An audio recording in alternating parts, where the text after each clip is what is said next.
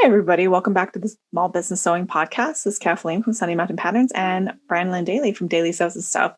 So actually, we have structured our podcast in seasons, and you've come to the end of season 1. Congratulations if you listen to all 13 and a half episodes. The half episode was a April Fool's Day episode, and it's only available on our YouTube channel. So it's just us being silly, but it's a lot of fun. So we thought we would take this time to recap over what we talked about, because we got to talk to a lot of really great people on topics that a lot of sewists have problems with, or people that are doing sewing related or maker related businesses. Hello and welcome to the Small Business Sewing Podcast. Join host Kathleen, that's me, from Sunny Mountain Patterns, and Branalyn from Dailey Sews and Stuff, and guest experts as we discuss how to run successful sewing businesses, innovations in sewing, and ways to make more money doing what you love. We had some really, really smart people on this season. Yeah, so we're going to go pretty much chronologically in order of when our episodes came out, mostly because I have a list on the side, and that's how we'll keep on track. So some of them we start off with just Branalyn and I talking about things. So, if any of these you want to know more, of course, go to that episode and listen to it, because there's a lot of information in a lot of them. So, starting off, we start off with one of the main topics that both her and I are concerned with, and a lot of people had questions on, was how do you sew with your kids around? Our biggest tip was don't. Our biggest tip was to wait until they were sleeping. Try to have another responsible adult around. If you can hire somebody, even if it's somebody who's younger, who's more of a mother's helper than an actual babysitter adult that you could leave them with, babysitter, right? But then we talked about how, that's not always possible. Actually, a lot of times that's not possible. And so we talked about some other ideas for what you could do while you were sewing and your kids were there and you had to be, double duty. So some of the other suggestions were to put a little playpen for the younger children and have toys for them. One of them was like a penned watercolor. And I was like, how do you get watercolor into a pen? And she goes, oh, no, I mean, they have watercolor, but they're in a playpen. Or finger paint. That was what it was. Penned finger paint. I was like, how do you get finger paint into a pen? Or you can do like an aqua doodle, which is just something easy, water in a pen that colors. Yeah.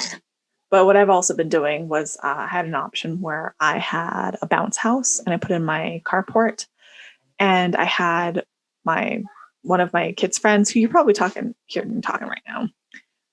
They came over, and his mom and I were sitting down, and I just had my little table out and I was just sewing. I had all my fabric already cut out and pinned together, and I was sewing there and letting them play. So we had 2 adults, but they were playing for about 2 hours, and I was able to get like 2 outfits done. We also talked about, if you are able to, and you can plan your space in such a way that you can kind of supervise them while you're sewing, if they're in the backyard or if they're in another room nearby, that's really nice. And we also talked about baby wearing. Both of us wore our babies when they were little. And I still wear my youngest sometimes, but not whenever I'm sewing.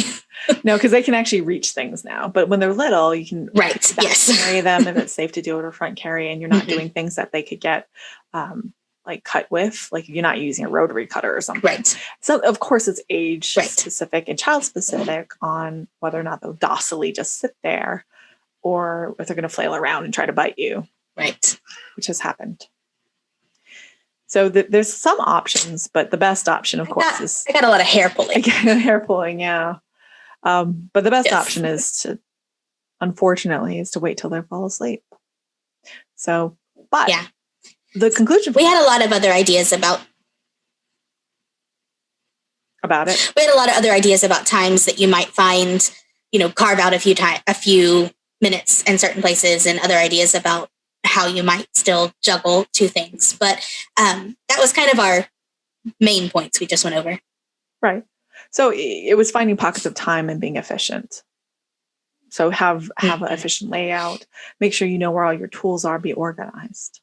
so that you can just get and to go. We'll get back to efficiency in a minute because we did another episode on benchmarking that was all about efficiency, and that was really awesome. Yeah. So are we ready to move on to the second? Let's go to the second one. Wait, hold on, Branalyn. So our second episode was with Naomi Kratt talking about shop branding.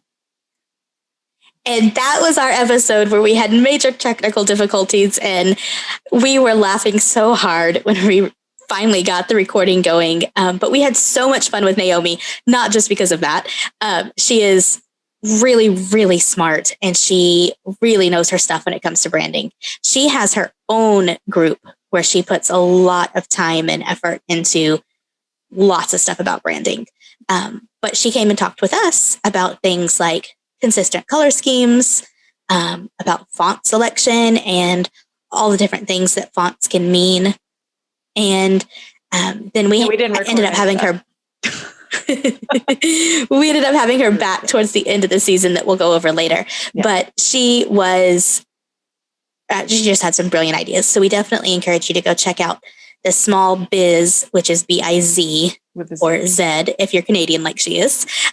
Small Biz branding. Facebook on Facebook. Yes. But for overall for that episode, the conclusion was that you need to have consistent color scheme. So you want to choose colors that are consistent with the style or image that you are making, if you're making something that you're making or selling in. So for example, if you're making children's clothes, you probably don't want to choose only like somber grays and golds and purples. Right.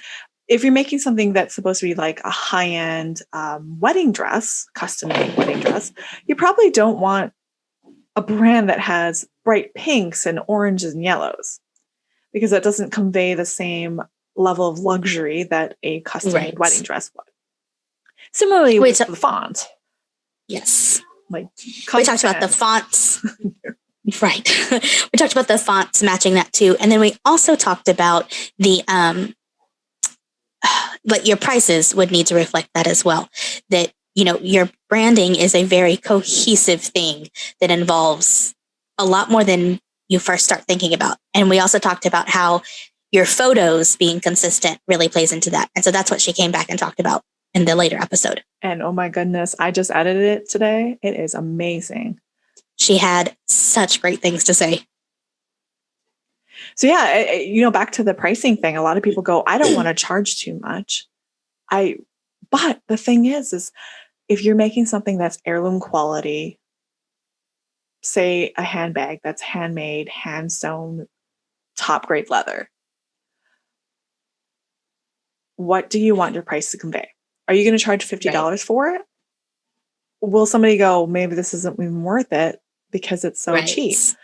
Like if you ever got a Louis Vuitton, not we're using any trademark, an LV, you know what I'm talking about. And it was only $100. You would think brand it was new, a knockoff. you think it was a knockoff or it was no good.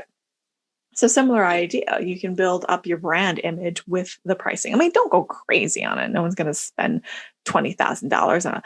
But I shouldn't say that because I'm sure somebody has $20,000 in a bag. Nobody is very broad. Nobody name, that type of thing. But part of it is the pricing, the perceived value of what you're making, and that like Branalyn was saying, is a comprehensive idea. It's not just the colors. It's not just the logo you choose.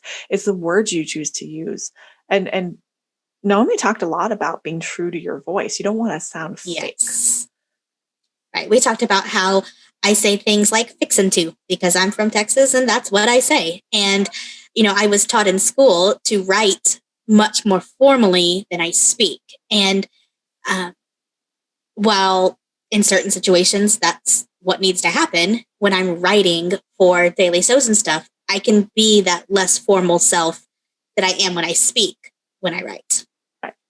Unless you're doing something high end, for example, you might want to be a little bit more formal. But in general, most people are making like bags or craft items or something for kids.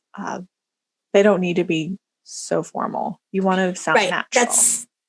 Right. And that's what we were talking about in relation to my branding. My branding is about being friendly and open and honest, which, I mean, is not just branding. That's who I am. And so you can't go against those nature.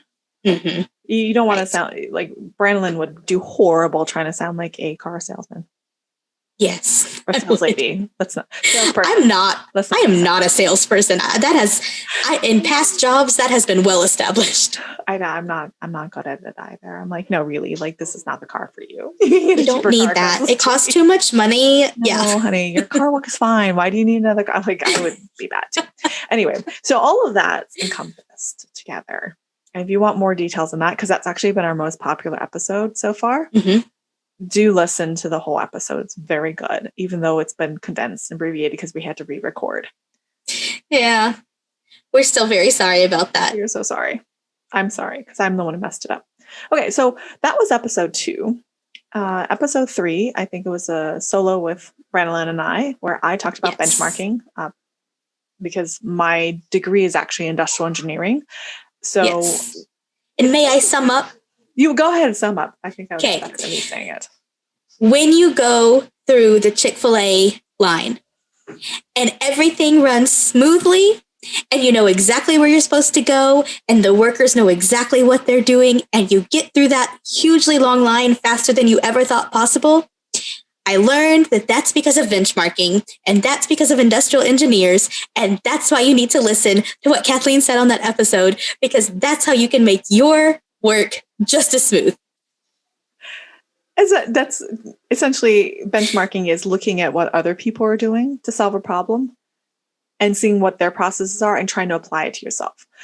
The very beginning of benchmarking is to see where you're at, how much time it takes you, how much fabric you're using, how much you're spending on all the different aspects. And it's not just actually sewing the garments. It's, finding the fabric, shipping, mailing out stuff, which by the way, we do have an excellent episode later on with somebody that shipped out 10,000 packages from home. I don't remember the number, but it was crazy big. Yeah. Down to how you package things, how you manage your social media. All of these things you can go and see either competitors or people who may not be doing exactly what you're doing, but do something similar to solve a similar problem. Go and find out what they're doing. You can ask them. Maybe you sew high-end purses and you want to figure out how to lay out your workspace so that you can get better workflow. You might go see what a jeweler is doing. Right. Or maybe you want to know how they're doing their Instagram because they're doing excellent. I know I'm trying to get a pair of silversmiths that sell out almost every single drop exclusively on Instagram within 45 minutes. And they have high-end, $300 plus items. You might need to go find somebody there and be like, how do you do this? How are you building so many How can I apply this to my own business? Like, what's your strategy? How do you photograph your items? That sort of thing. We talked about how my husband at one point was exclusively building dog kennels, and he does other things now too. But he has that timed where he can tell you if it has this option, it'll take me this long. If it has this option, it'll take me this long. And he has it timed down to the minute because then that helps him know what he will charge for it, because he knows exactly how many man hours go into it, and he knows exactly how much material goes into it, et cetera, et cetera, et cetera. So that really helps you. It really helps you with your pricing scale. It really helps you with your time management, and it helps you learn where you can be more efficient. If you just say, oh, that dress took me 8 hours to make and I want it to take me 6 hours. Okay, cool. But where are you going to find those 2 hours? Stuck. It also helps you to decide if a new process that you're following, if that's actually more efficient or not. I mean, you have to give yourself a little time to get used to the new process, for example. But it definitely helps you understand if it's effective or not, whether or not you should drop it. Because it could be that whatever this other person's doing isn't going to work for you. Right. Yeah. It happens. But you won't we know talked about if you don't know where your numbers are. How long it takes you. Okay. And we talked about projectors being a way that both of us had found to really speed up different parts of what we did. So that was really good too. Yeah. If you don't know by now, we love projectors for sewing. We do. Patterns. I'm trying to find other uses for it. I'm probably going to start using it to make leather stuff, because I do make leather goods just for myself. And see what the calibration differences for the thicker leather is going to be, because I have an ultra short throw, which if you're not familiar with, which makes a difference. Projectors, that does make a little bit of a difference, even like a half inch or a quarter of an inch thickness. Anyway, so overall benchmarking is just figuring out where you're at, knowing where you're at, so you can measure how fast or much slower a different technique is going to be. Yes. And it's about becoming more efficient. Yeah, because the faster you can make something, the more money you can make, or the less time you have to spend on your business. Right. So then episode 4, we had Alan Donegan come, and he was actually in, I think, Mexico at the time, but he's from England. And he talked about starting a... Yes. He talked about starting a business with zero debt. Let me try that again. He talked about starting a business with zero debt. There we go. And he was hilarious and brilliant and had some really awesome ideas. So Alan's background is that he actually runs the pop-up business school in the UK. And their whole tenet is to be able to start a business for practically free. So they run free 2-week courses to teach people the business skills they need to get up and running. And, some of the tenets that they have are absolutely transportable for sewers. Because we were asking him, because people were like, I don't believe you can start a sewing business for free or with zero debt. I don't believe it. Because it takes so much. Because they think you need product, you need a new machine, you need a camera, you need like all the stuff. So here's the tenets in short, because they're amazing. You can borrow something. You can barter for stuff. You can take pre-orders so that they can pay for the material up front. Sell your product or service before you make it, or you decide to, like, say you're doing a sewing course, you can sell it to people before you start designing it and taking the time. Because if you can't sell it, then no one's interested. So don't waste your time. Then you need a new idea. Yeah. But if you can sell it, then that means people are interested. So it is worth your time. Right. And then, or you can sell things you own already, so you can raise funds to buy what you need. Or you can find free versions.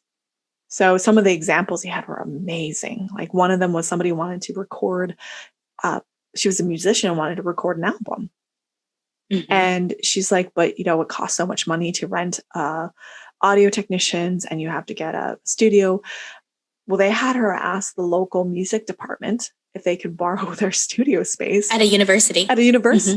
And the professor said, oh yeah, sure. But there's one condition. You have to let our students be the audio techs for you so that they can get experience. So she had free space and free labor. To produce her thing. I mean, there's so many examples from that I've learned. I've taken this course before. Ways you can. He also talked about somebody who basically wanted to start up his own restaurant, and he borrowed a restaurant that was closed on Mondays or whatever on that day that they were closed to start. Right, and he took pre-orders for these dinners. They were like pop-up dinners. So they had pre-orders, so the food was already paid for, and he just split the profits with the restaurant owner. But you have to ask. So smart, all the things that he had to say. Oh, there's so many examples they have. He's very funny. Very smart. Oh, yeah. He's very entertaining. Yes. Even if you already have a business and you're trying to expand it, or you're trying to reduce how much money you're spending on it so you can increase your profits, definitely listen to that episode. And then also definitely check out the Pop-Up Business School, which is now the Rebel Business School. Yes. .co.uk, because they're in the UK. At the time, he's itinerant right now because he's retired. He's 42 when he's retired. Kathleen's a little jealous. I bought a house in Hawaii, so yeah. So definitely listen to that episode. That was episode 1, 2, 4. 4. Yeah. So then it very much relates to another episode we'll get to in a little while about your personal finances and how that can relate into your business finances. But before we talked about that, Episode 5 was with Branalyn, who used to be a teacher and a trainer of teachers. So it was how to teach sewing. Yeah, we talked about a lot of kind of the similar to what Naomi had said about being authentic and being yourself. And we talked about one of my favorite quilting instructors is Angela Walters. And if you just go watch just a few things she has on YouTube, even if you're not a quilter, you can see how she's just very authentic and, she makes corny jokes and she's just not afraid to be herself. And I really like that about her. And I, not in such a way that I try to be Angela, but I try to kind of take that idea and be myself as much as she is herself whenever I teach. And then we talked about different places that you could teach, whether it's YouTube or in person. And then we also talked about how you can kind of take feedback from your audience to correct as you're going. And really, it's not that you have to teach. You have to be like a master of sewing if you're teaching sewing. You just have to be 1 or 2 steps further than the subject area you want to teach. So if it's basic sewing, you can just be a medium sewer. Mm-hmm. And in fact, that might work out better because if you are an absolute expert, you're going to forget about all of the things that it took for you to learn that most basic thing. Right. And that can actually make it harder to teach it. In general, if you just teach the way you like to learn, someone else is going to like to learn the way you teach. So if you like to go very slow and methodological and show every single step in detail and have zoomed in pictures, somebody else is going to love that. But if you like to, like me, I'm like, just show me a technique and, let me get on my way. You might want to go a little faster.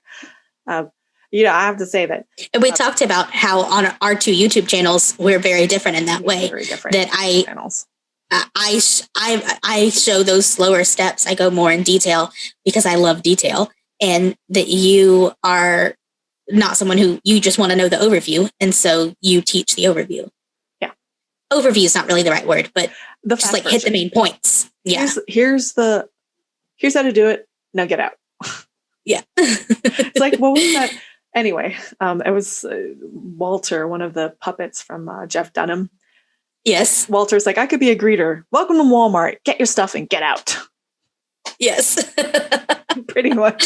Yes, exactly like Walter. Yeah. You're the grumpy old man. No. Yeah, the grumpy old man is sewing. Just sew it and get off my lawn. Get off my lawn. But no, I mean, having a personality is so very important, especially if you're doing a YouTube channel, because there's many examples of corporate YouTube channels from like major sewing like magazines and websites, not websites, but magazines, that were traditionally brick and mortar type of thing. Right. That have YouTube channels where they're showing tutorials and they're so stinking boring. Yeah, they have lots of information in it, but it's really dry. Yeah. So actually, originally how I met Branalyn was, I think she responded to something in one of the Facebook groups, but the reason why I actually started talking to her about maybe doing a podcast, which this is the result, is one of her videos, she's like doing the intro and she's sitting at her desk in the computer eating ice cream. She's like, I really wanted ice cream and like I could finish my ice cream and do the video, but I need to do the video too. So I'm just going to eat my ice cream and do the video at the same time. That I did. So I was like, oh, I think I want to talk to her. It's like not saying I like ice cream. I like ice cream. When people don't, poor lactose intolerant people. Yeah. Yeah. But anyway, that is very sad. So having a personality is important. Like, I'm pretty sure you would not be listening to this podcast if we were like, and then you just put the package in the mail and you ship it and you can use a tracking number. Like, you would not listen to that because that's boring. Yes. Or my pet peeve is that news anchor voice. What do you mean? The way they talk, like, in today's news, we have da da da da da da da da da. Yes. No, I hate that. Or the ones where it's always, they sound like they're asking a question at the end of every sentence. Yeah. which some people, that's just how they talk when they do public speaking, because they're either nervous or that's how they talk for public speaking. But I'm pretty sure in the normal conversation, they don't talk like that. Yeah.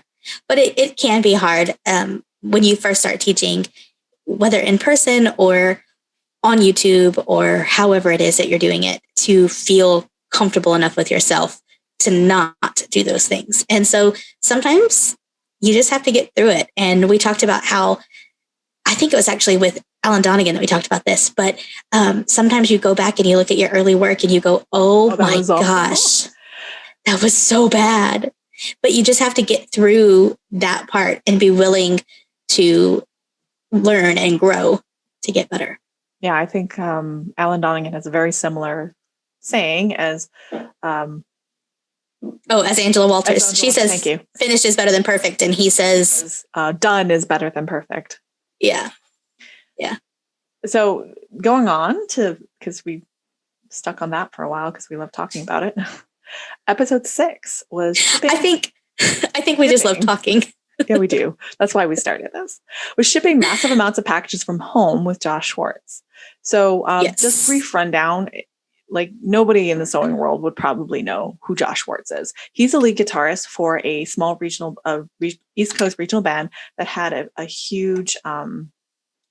They had like not a hit, but a YouTube viral video. Sensation. It was an Andalusian song, didn't you say? Is it from? It's the state song of Catalonia. Oh, that's which right. Came out. They had the video come out right before the Catalonian election to secede from Spain. So it was really good timing. Their lead singer is actually her family's from Catalonia. So that's why they did it. They wasn't because of the political things. They just were like, oh, this would be a great song to do. So it's actually a folk song they made into a rock song that got baby crying. That got very popular. It's a really good song. And anyway, so he manages all of their swag. So they do Kickstarters to help, because they're an independent band. So they do Kickstarters to fund the next albums, because they really do need to have a professional sound mixer, engineer, and all this other stuff. And so a lot of independent bands, how they make money is the swag, for the most part, that they sell to their fans, because they're being supported by the fans. Because music itself doesn't make a lot of money. Yeah. Because concerts don't make that much money, nor do CD sales, but the swag around it does. So they've done all sorts of stuff, and it's complicated. They have 10, 15 things you can get in a Kickstarter campaign. There's not like, hey, $80 and you get all this. No, it's like different levels of commitment. And so he's said he's shipped probably 10,000 packages in the last 10 years of all different types of things. I bet you can hear my husband talking right now. A little bit. It's fine. We can't really understand his words. I can just hear that somebody's talking. At the kids. I have to edit this out. Lovely. So he shipped 10,000 packages from his home, or more, from his house, with all of these different things. So really, if you are having a hard time because you have such a high volume of shipping your product, this is the episode to listen to. So in short, if you don't have a lot of time, it's know how much your package weighs, because that will depend on how much it's going to cost to ship. Right. Get a scale, and get a scale that will measure more than what you think you need right now, because you might get bigger products. Because you'll grow. Pay for a better tape. Oh, I didn't write down this one, but get a Rollo printer, because it prints out the labels. It's a heat printer, so you don't need to worry about ink or anything. It saves a lot of money and time. Multi-purpose your storage with flat surfaces, so you can put cardboard or a sheet of something down, so you can use that for your. Not right now, because sheets of MDF went from $7 to $35. Oh, well, I mean, still, that's cheaper than getting a whole new room in your house. I'm just saying. That's probably true. Yeah. But like an old door or something might be a better option. That would be a better price right now. You put lids on, so you have a space. Because when he does shipping, he does it all at once. It's not like a one time every Lord. It's not like a one time every day. He does it in bulk 1 or 2 days a week.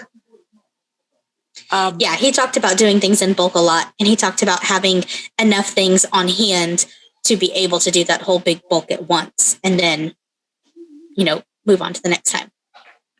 Right, because he does a lot. Like he said, if he's shipping out anywhere between 800 packages a week or something, that's a lot. Yeah. Especially when you've got 10 to 15 items that go into it, and some of them are like custom signed and everything. But he was talking about how you had to pull different things. Yeah. He also had really good information on where to get custom wrapped boxes. So you have that customer experience, especially if you're doing something high end from the very beginning. And that's something we talked about with Naomi too. I'm not sure if it made it into the final episode or not, but about, having that experience of when somebody opens your package and how they're not going to remember the business card you dropped in there, but they will remember the nice package.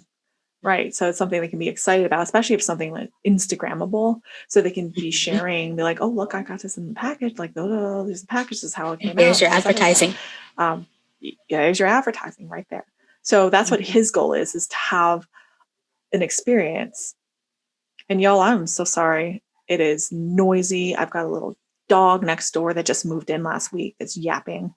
My kids are freaking out. It's noisy.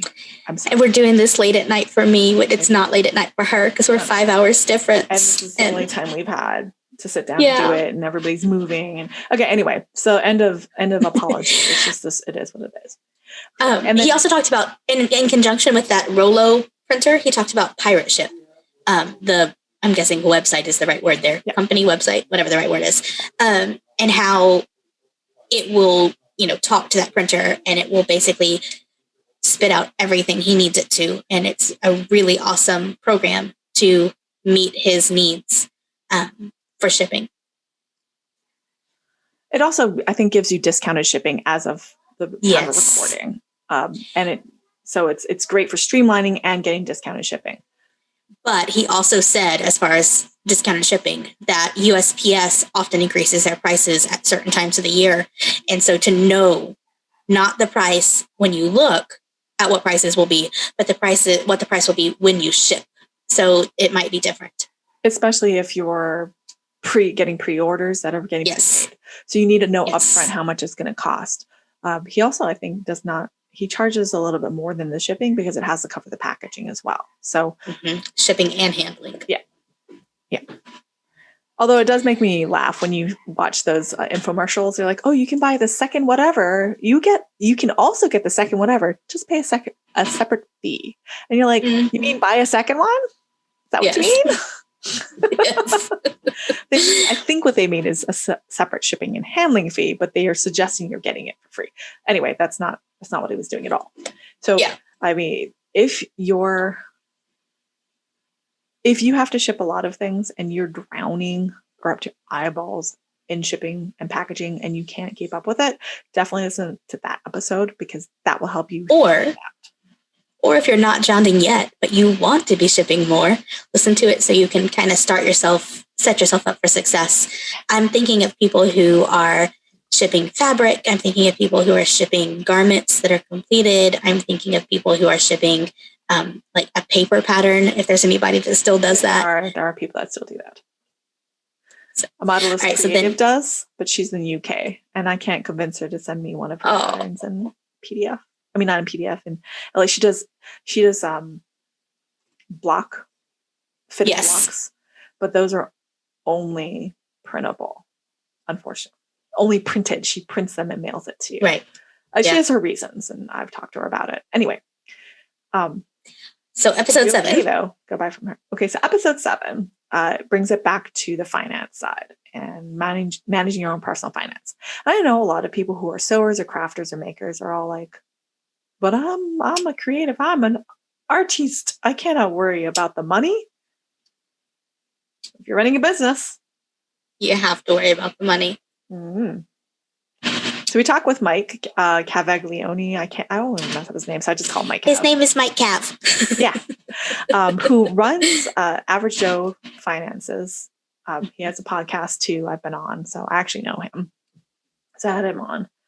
And this is advice for your personal finances, mostly so that you don't have to worry about your personal finances as you're trying to grow your business. So basically, whenever you start your own business, when you're either a sole proprietor, or even if you make an LLC or whatever, you're using it to support yourself. And so you have to think about how much money you actually need to support yourself, which is how much money your business is going to have to make. So even though it sounds like it's not related, it's actually extremely related. Right. And please note, we are not legal or fiduciary or financial advisors. So, we're just a bunch of idiots. I mean, I'm just a bunch of idiots. I'm talking from experience because my husband is a sole proprietor that supports our family. But there's a whole lot of information outside of that small little experience. So, yeah. But knowing your budget, knowing how much you're spending, knowing where you're spending on things is super important.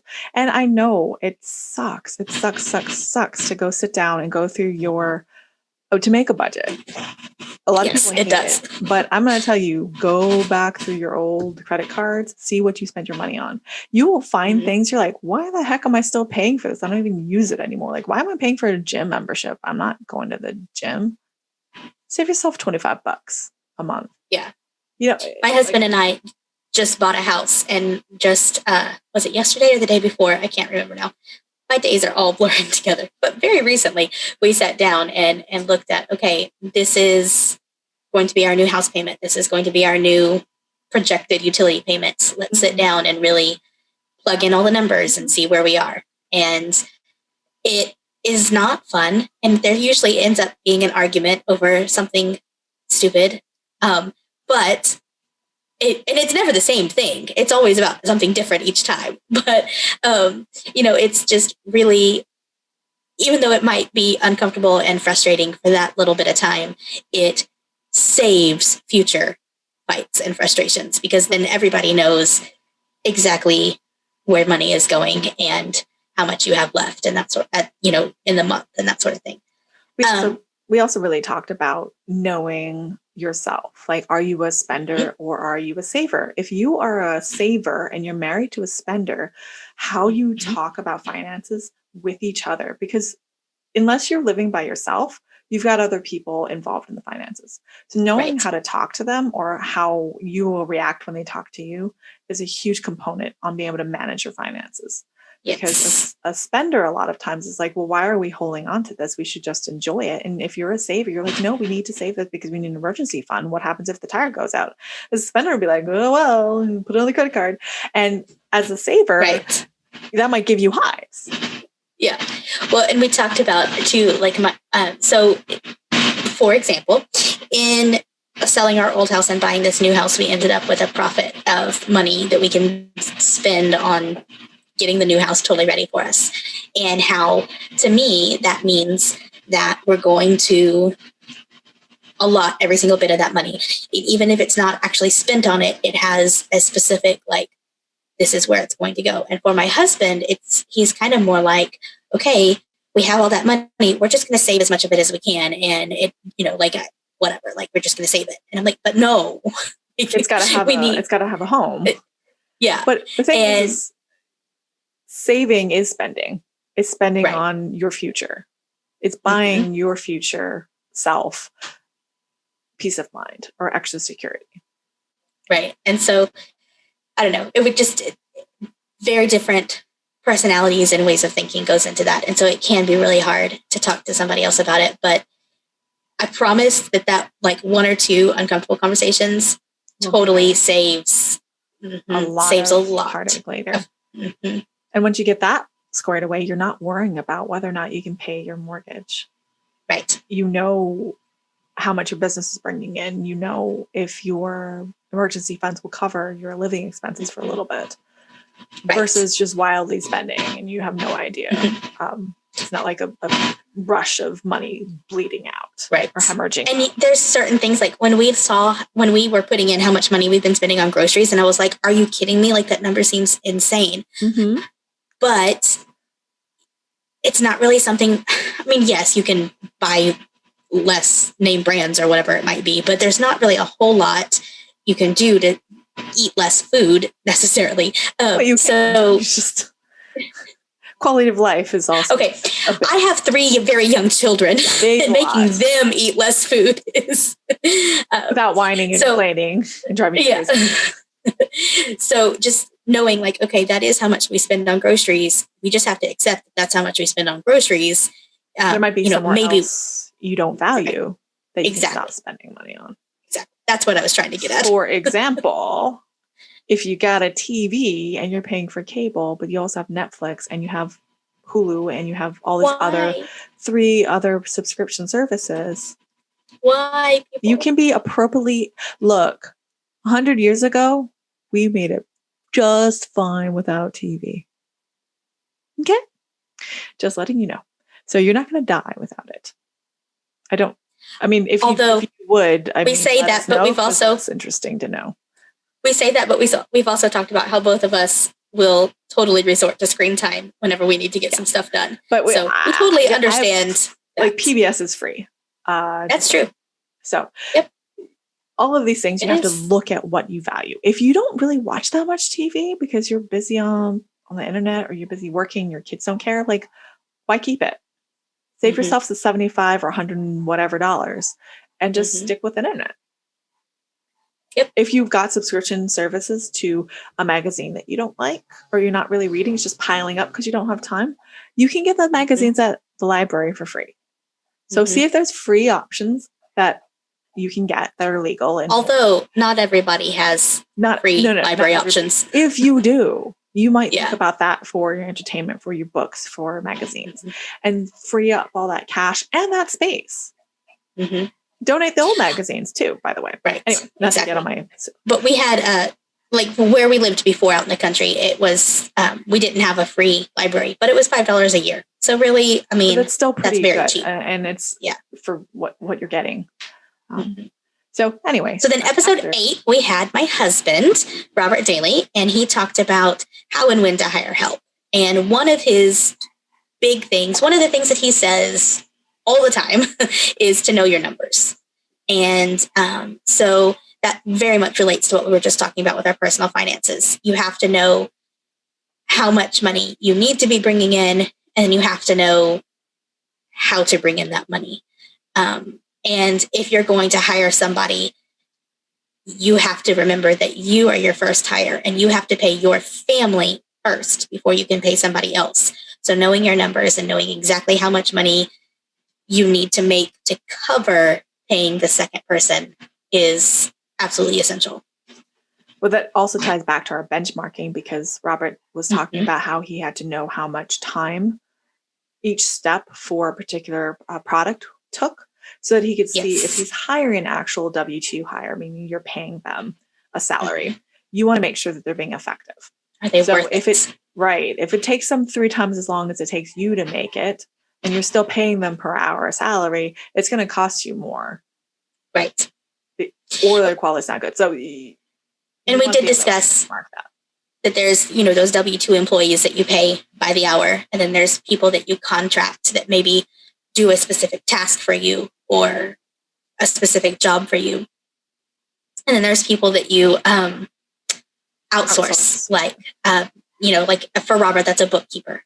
Right. Or you could, of course, outsource like somebody to cut the fabric for you. I think that's not outsourcing. That might be actually contract work. We also talked about how, especially as moms, the two of us have responsibilities like keeping the house clean. And so maybe we're contracting out someone else cleaning the house so that we have more time to spend on other things. Yeah, I'm looking into that because my house has been cleaned in 6 months. I want to talk about that actually. Because we've been here for 9 months and it's, and so one of the things was not to wait until you're drowning to hire help, because if you wait until you're drowning, you're going to just be looking for a rescue instead of really hiring who you need. And then when you do hire somebody, set very clear expectations.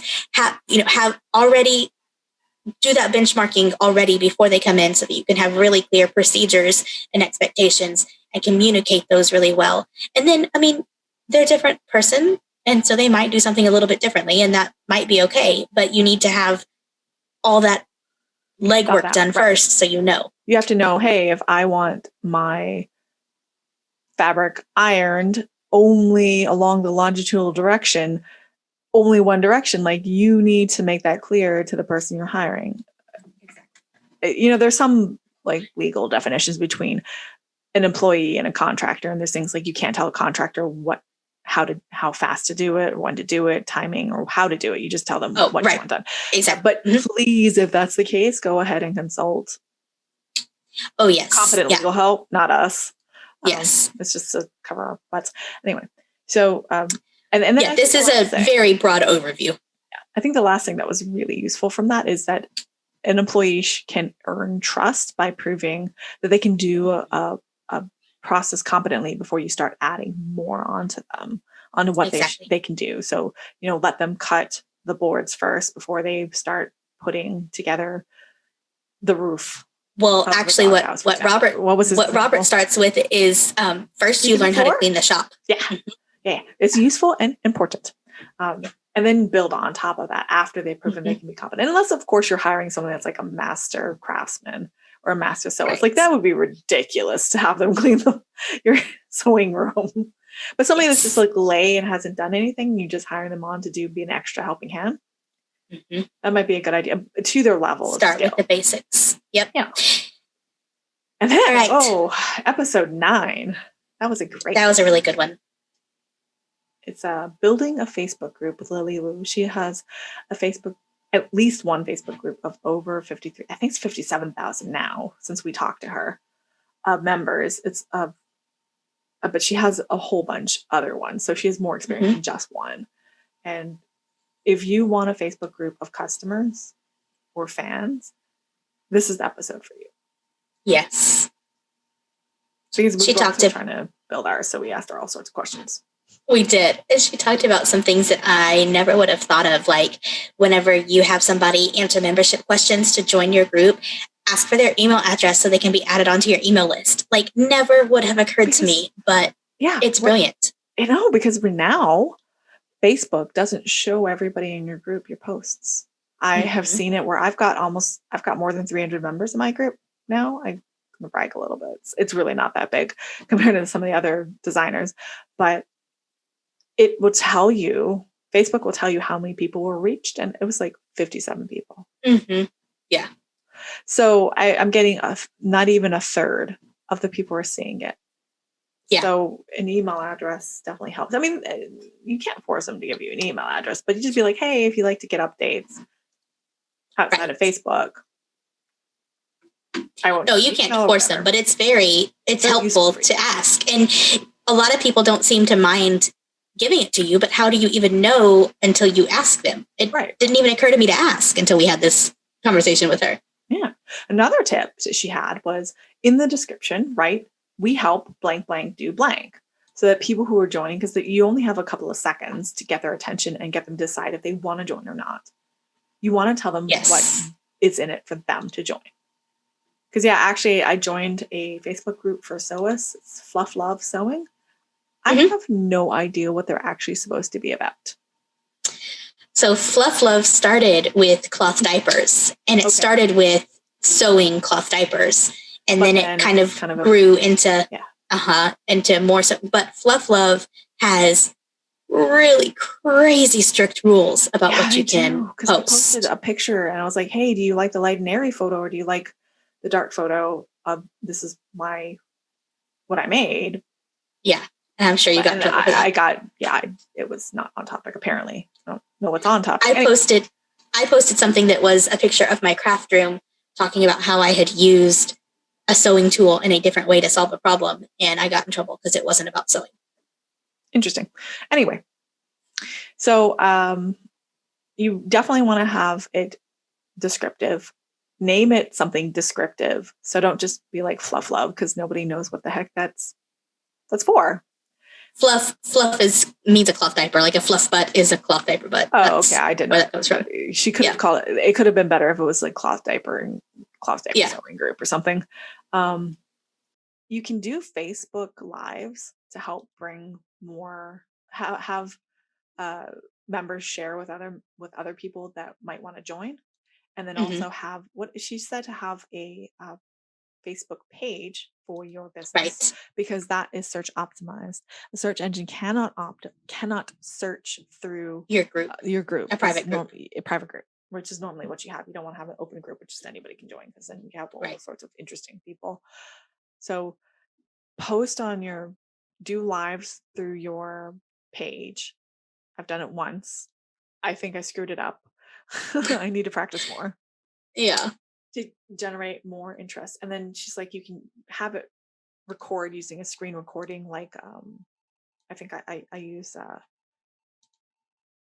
totally forgot what I use.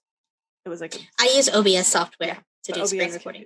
That's free, by the way, OBS.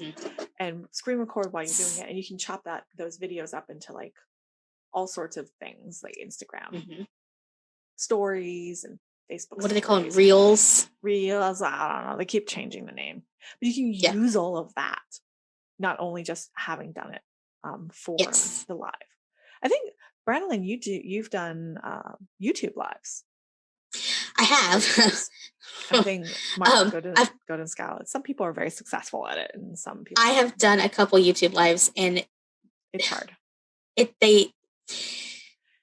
For me, it has been more of a technological problem than anything else, and so I need to get the technology. The first time was a disaster, and the second time I thought I had it figured out, and obviously I did not.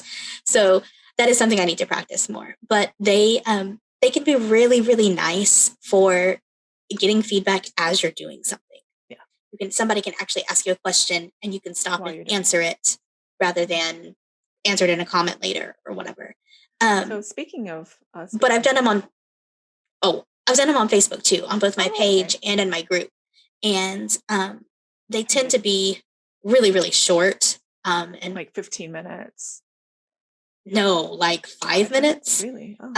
My lives on Facebook. The ones on YouTube are longer, but the ones on Facebook tend to be like 5 minutes or less. And if people come and start engaging, they kind of last longer. But a lot of times I do them and there's not a lot of engagement immediately. One of my problems with that, though, is I don't always plan ahead well enough. And so that's something, if you want people to join, you kind of have to let them know that it's going to happen. Hey, it's going like 2 weeks or a week in advance, and like tell them every day. And I can't plan that far ahead either. I understand. Or have a regular schedule where I can't commit to a regular schedule either. So anyway, I keep hoping that I can, but I can't. You have 3 kids. No. Yeah. So speaking of technology, let's episode 10 was starting a sewing revolution with Missy Poor, using projectors, which is she's our hero. Yes, she is. And she spent the whole morning with us that morning. She did an interview with me on my YouTube channel and then with us over here on the podcast. And I'm sure that we totally wore her out. But it was really cool to talk to her about how it just went from this idea that she had to this revolution of 30,000 people. I can't remember now. I don't remember. It's a lot of people, and I keep joining. It's a lot of people for using projectors to sew. If you haven't heard of it, use the projector, you turn it sideways. It's just like a regular projector that you like exactly right there. If you're watching this on YouTube, you can see that it's not turning sideways; it's pointing it down. Down, yeah. Thank you. It's just a regular projector you would use for your home movie theater, not like those overhead projectors like they use at school. Not those. And you just hook up your computer and you use your PDF patterns, and it projects it down. So if you have A0 or Projector Ready, which is just one big PDF sheet, projects onto the fabric, and you can either trace it or cut it right there. And she did it because she has a business making and sewing children's clothes. Right. And she's like, it took so much stinging time to piece together all the pieces and then self-draft custom made things and then store everything, that it was such a pain that this saved her so much time. Yeah. On being able to do and it is such a time saver. It is a space saver. It is a time saver. It is, it's amazing. And we've learned so much about how to digitally alter patterns to fit your body so that we're not even having to there is so much information in that group and so many super smart people who know how to do things, one of which we talk about in the next episode. But like Kathleen mentioned, Marta, whose last name I will not even try to pronounce, starts with a G. Really good with Inkscape. which is a free And SVG editor. There's another person named Nicole Couch, and then Kathleen too. They post stuff about Inkscape that I have so not mastered, and I post things about Adobe, things that I just have, all these things that I've discovered that you can do in the free version of Adobe. It's been really cool. It's definitely been a sewing revolution, and it is amazing how this one person thought of this idea, and now there's designers all over the world changing the way they sell patterns because of her. Which, shameless plug, I have a course. If you're a pattern designer listening to this, I have a course that teaches you from start to finish how to convert your sewing patterns in Illustrator and Inkscape. It's a little bit clunkier in Inkscape. Over to Projector Patterns, I show you my exact 15-minute workflow with a bunch of shortcuts and tips to make it more efficient on Illustrator. Anyway, that's my little plug. And that's her plug for yeah, that's her plug for her paid course. And there's actually a free video on YouTube that explains that a little bit more. And then my YouTube channel is almost exclusively, not completely, but almost exclusively about projector sewing. So if you're wondering about how to set it up, what it looks like, how to cut, go to Dailey Sews and stuff. If not, Dailey.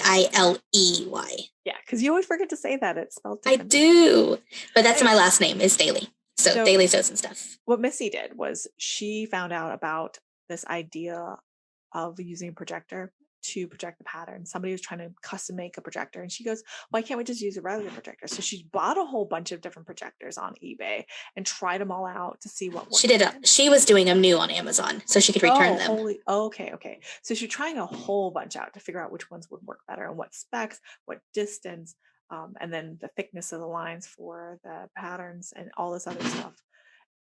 And her and the team that moderate the Projectors for Sewing Facebook group are amazing. Like Sasha Soas is great for calibrating. Like Missy Poor had to figure out how to calibrate.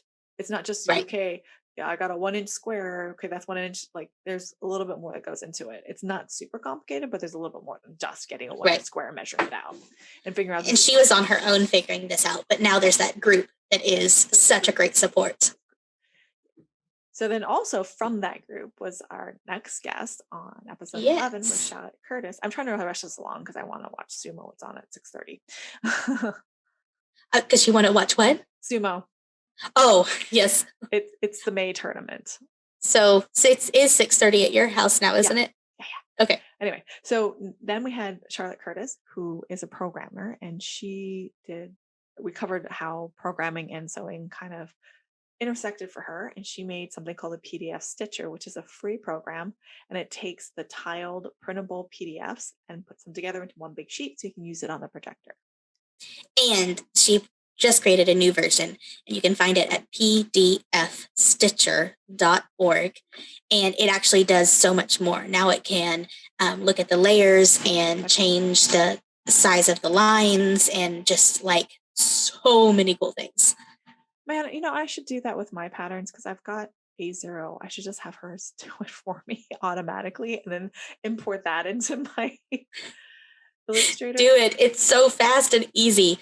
If you're looking to optimize your patterns for projecting, there's every once in a while there's something funky that doesn't work quite right, but you can also post on the group to her, and she's very responsive, and she's definitely tries to figure out bugs and things like that. And if you are totally lost about it, I actually, again, shameless plug, have tutorials about that on my YouTube channel. But so overall from that, we talked about how when you encounter a problem, using your work experience to try to fix it. Her work experience was being able to do programming. So she made a program to try to put these PDFs together. And then she started iterating and having testers to test it out. So it was all about automation and getting rid of the painful, tedious things that you don't like doing anyway and having it automatically done. So, even if you don't, you're not a programmer, I mean, you can still think of ways to automate what you're doing.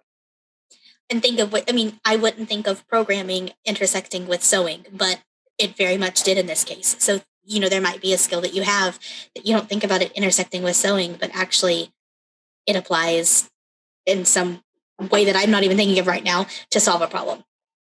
Yeah. I need her to make a program to figure out the most efficient layout for pattern pieces. Yeah.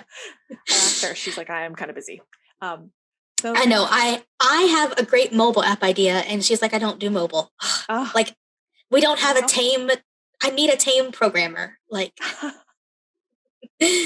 right. So our last episode was about product photography, and we had Naomi Crack come back for that. And again, it was an amazing episode. It's an hour and a half. Listen to the whole thing. She's so awesome. Just so much to say. And I know nothing about photography, and Kathleen knew slightly more than me. And we just asked her so many questions, and she was so patient with us being so knowledgeable. And that doesn't sound like a word. Anyway, ignorant of photography. Yeah, and she used to be a professional photographer, by the way. Yeah. She gave such amazing tips. Her main tips were, on your phone, use the portrait mode, not the portrait holding it up and down, portrait mode, because that'll automatically blur out the background so it looks nicer and focus on the subject. Whatever you're trying to photograph. Yeah. And don't take pictures in the direct sunlight, because that's, like, apparently I learned the hard way, the worst thing to do, because it's really harsh. It brings out all the imperfections and it doesn't look good. So take it in shady areas or on a cloudy day. And if you're going to use a DSLR, which if you have no idea what that is, don't worry. Hold on, let me interject something. Don't take pictures in direct sunlight. Try to keep to the shady areas or cloudy days, but always use natural light. That was actually her biggest tip, was always use natural light. Good products. Okay, keep going about with the DSLR. DSLR, which is the digital single lens reflex. I'm surprised I know that. Use the raw super fancy. I'm so impressed. RAW. I might have just made up that acronym. But use the raw format. I do not know what RAW stands for, because that's an acronym too. It gives you more data to work with in Lightroom or other photo editing apps. So her main idea is, for the most part, depending where you live in the world, but for the most part, avoid 10 a.m. to 3 p.m. because that's when the light's the harshest. Mm-hmm. It might change depending on where you are, because like in Hawaii, yeah, that's what I was going to say. We talked about in different places. And one of the main things she had is, oh, my kids are tearing this apart the house. Lovely. I am not editing this out. I'm sorry. I'm busy and tired. Is to practice. Mm-hmm. And also avoid cars and clutter. Yes. She did talk about practicing and just taking pictures of your kids doing whatever to practice for when you're taking pictures of them in a certain outfit or whatever it might be. Should you be in the niche that you have children's outfits you need to take pictures of? I mean, yeah, you might be great and have a purse niche where you don't have to have it moving. Right. Yeah. But save you, trust me. You can probably hear my kid running around in the background right now. They're not always the most cooperative. No, they're not cooperative. We talked about golden hour, which was a phrase I only knew because our professional photographer that we used to take family pictures had used that phrase before. And I was like, I don't even know what this means, but hey, this sounds fancy. Tell us about that. And she did. And we talked about keeping the backgrounds kind of cohesive and nice, but she was also talking about things that are kind of overused. Like that faded washboard or the faded flooring, especially the fake flooring. Like, don't use that. And so it's trying to just find something that fits into your niche, but that is also unique. And so she said one way to get that is to change the angle, get very high or very low, get a different perspective. She also talked about, instead of doing a traditional flat lay, to maybe do it vertically, or maybe do it where on a hanger or over a chair. Where you're trying to get in on a detail. It can still be modeled, but you're getting in on a detail that you would normally get in a flat lay or something like that. What did you try? Oh, I tried draping over driftwood at the beach under a tree. Oh, that sounds cool. It was cool for the 1 second the garment stayed. It was very windy Oh. that day, and it went flying off. And I had to replace it. Yeah, I could see that being a problem. It was a problem. Maybe you need a rock to hold it down. Yeah. And then the last thing is, if you have a DSLR, put on Aperture Priority, which is usually says A or A plus, to make that blurry background, rather than trying to, especially if you have kids or fast moving objects like your dog. Instead of using the ring to do manual focus. Mhm. I also And she talked about that's a little hard to do, by the way. Yeah. So if you can't do that, hire a photographer. We talked about hiring photographers and the fact that you have to pay them what they're worth, and that ends up being a lot, and that can be hard whenever you're first starting out. And so she also had some ideas for finding, maybe trading off with people and stuff. Yeah, maybe people that are take excellent photos, like they have a good Instagram feed that you like their aesthetic and their style, but they're not professional photographers. To say they're moms with kids that just really like taking photos, and they have good cameras, and they're really good at using the cameras. It's not just the good camera, by the way. Right. You might want to go talk to them and see if you can trade. But that also goes back to what the Alan Donegan episode of trading or bartering. I'm at the point right now where my shop actually made enough funds to go pay for the photographers. That's what I'm going to be doing, is using the funds. Yay! The profit to pay for photographer, in the hopes that the photos will be much better, so I'll be able to sell more of my patterns. Right. But that's neither here nor there. No, that actually does fit in very nicely. So that was our 12 episodes, and that brings us to this 13th episode of our closing thoughts. And a half. Wrapping up this season. So what did you learn this season, Kathleen? That I'm an incredibly selfish person. I asked so many questions of these experts, specifically geared towards things that would help me. So with Naomi, I was definitely thinking about what type of aesthetic I should be going for. Should I be going for the aesthetic that I know another shop sells really well for, or should I be doing that I'm more attracted to? I've asked Josh, like, shipping details in case I ever do start shipping physical items, what to do with that. I mean, that was definitely for me. Yeah. We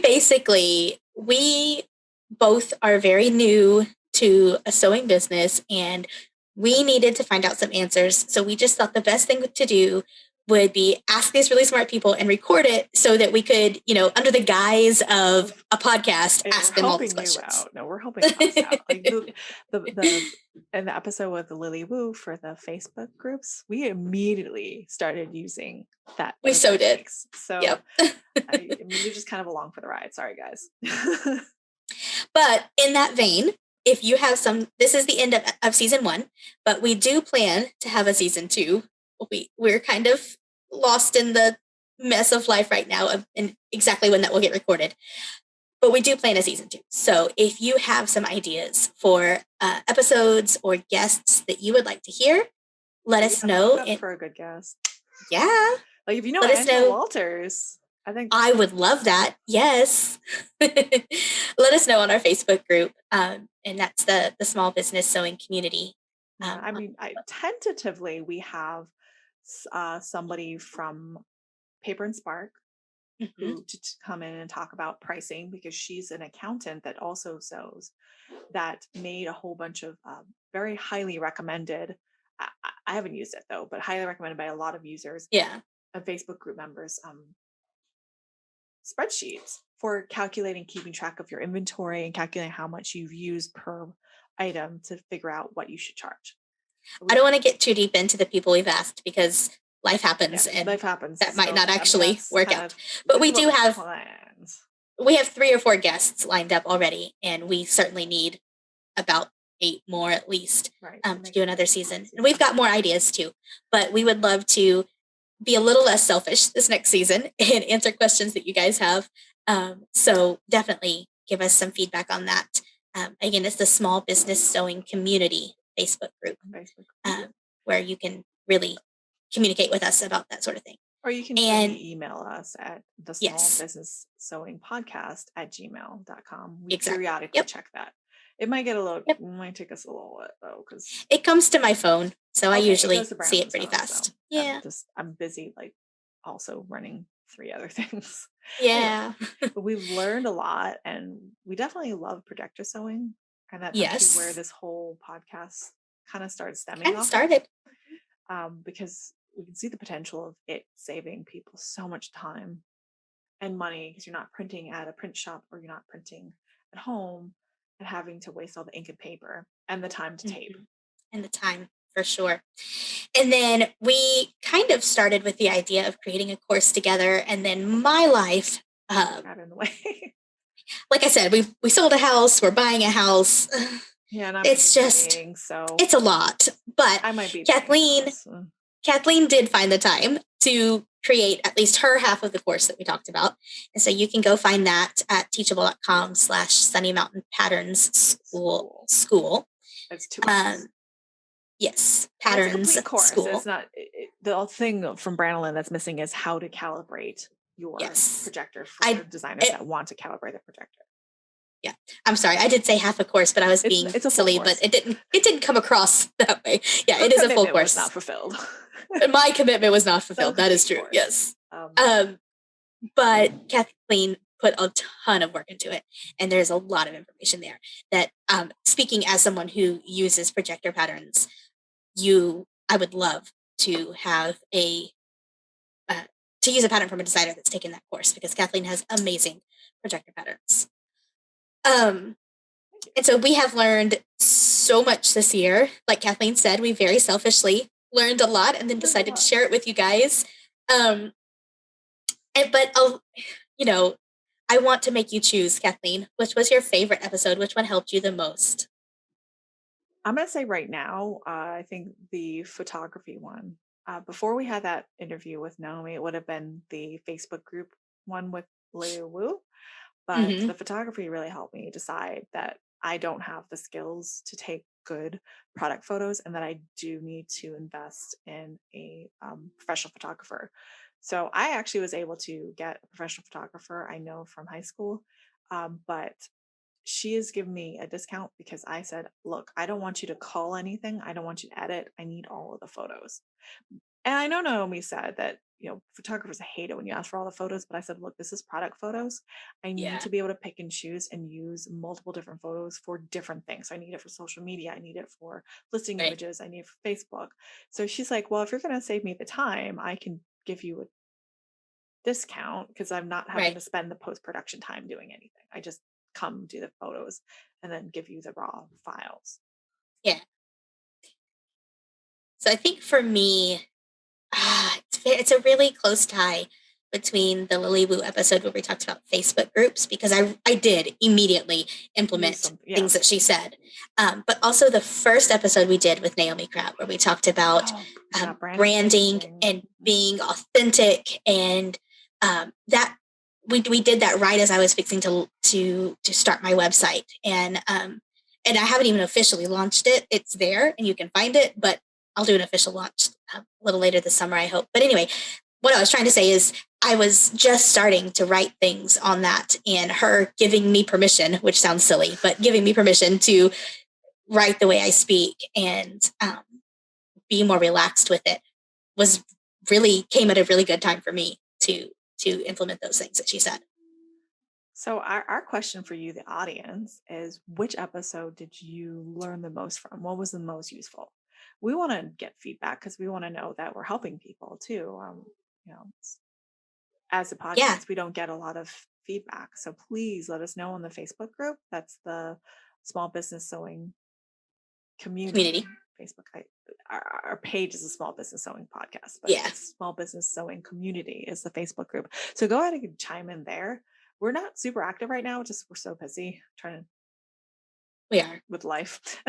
Yeah. But you more than welcome to make a comment there. We'd be super happy. We'd be very excited. We'd be all clapping, jumping. We would totally respond to, because we'd get those notifications to be like, oh my gosh, that's so exciting. Yeah, because we're a small new podcast. So we're not like a huge one where there's thousands and thousands of listeners and we couldn't possibly get to everybody. We really do want to interact with you guys. And that's a great place to do that. But kind of on those same lines, I know we've kind of danced around this a little bit, but I'm just going to briefly tell you, like, my summer plan, I'm moving the month of May. that's going to be all my May is going to be focused on moving to a new house and setting up a new craft room at the new house. And that will be really helpful, actually, because you'll get a much better background when we bring this back up for season 2. And I'll be able to set up a much more permanent spot to do things like this. And Kathleen, I know, is talking about hopefully trying to move, but she lives in Hawaii, and apparently that's a thing. Right now it is absolutely ridiculous. Houses are going for 150,000 over asking. And I know in some places that's a house. That's to me, that's a house. That's in a whole house. It's a very slow process. No, I do not make that much money. I already have a house. I bought it when it was really cheap and I fixed it up. So we got things we're doing this summer, but we are going to keep up with, I'll keep up with Dailey Sews and stuff. Kathleen will keep up with Sunny Mountain Patterns, and we'll see you guys interacting out in the sewing community on Facebook and things. And we will be back in the fall. Sometime in the fall. We'll get a little bit more ironed out and announce when season 2 is coming, when we have a plan. But in the fall, we'll come out with season 2, and I'm really excited about it. I think I would be too. I am excited. I shouldn't be so non-committal. I'm like, what happens if our lives just go sideways, we might have to delay it a little bit. Yeah. And that's life. We got to roll with life sometimes, but I like to have a plan. And then if it all goes smoothly, that would be wonderful. Yes. I was going to say that oppositely, but that sounded so much better than what I was going to say. So go with that one. Yeah. So thank you guys for listening to the first season. I know we're a new podcast, but I hope you got a lot of value from this. I mean, Branalyn and I had a lot of fun talking with ourselves, talking to each other and talking to guests. But I hope you guys learned a lot, and give us some feedback if you loved it. If you didn't like it, don't tell us. We don't want to know. if there's something constructive though, like we know my microphone needs work, and we part of that is I don't have a permanent setup right now, and if there's something specific that we can do that will make this more enjoyable to you, let us know in a kind, constructive way, and we will see if we can accommodate that. Mean comments will be ignored. Thank you. Yeah. And or deleted. I don't need like my job. Okay. Yeah. So but we do have a lot of fun with this, and we want it to be a fun listening experience too. So we hope that it is for you guys. All right. We totally forgot to do, before we go out, we totally forgot to do all of our ask in any of our episodes. Like, please like and review this on your, if you can, on your platforms for podcasting, because it helps the system figure out who else. Hey, people listen to this. Yeah. Because that'd be nice. I mean, yeah. And on YouTube, you can like and subscribe, and on Anchor, you can subscribe and I think iTunes all those things. Subscribe to. Anyway, so anywhere you're listening to this, if you're listening to this, at the end of our rambling, we're having ask, please like and subscribe. If you can leave a review, it would really help out the show, especially if it's a good review. If it's a bad review, just, forget it. I don't know. What do they say? All news is, or all press is good press. All press is good press. Anyway, but we keep forgetting to do that because we're not great at doing the ask at the end of the episodes. So that's our last ask, I suppose. We need to remember to put it at the front of the episodes in the next season. We should. Yeah. Anyway. All right. Thank you guys for listening to this whole season and this whole episode and this especially rambly end of this. And we will see you guys in the fall. Sounds good. Okay. You have been listening to Kathleen from Sunny Mountain Patterns and Branalyn from Dailey Sews and Stuff for the Small Business Sewing podcast for season 1. Thanks. Okay, bye.